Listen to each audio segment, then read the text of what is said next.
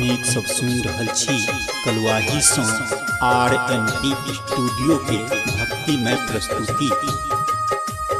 RMT अपन लोक अपन गीत।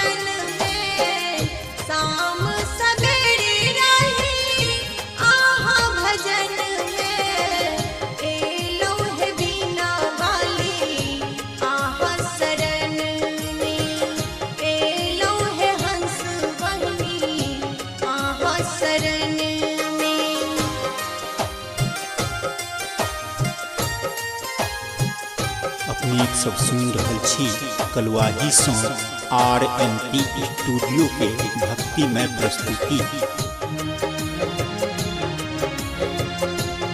RMT अपन लोक अपन गीत।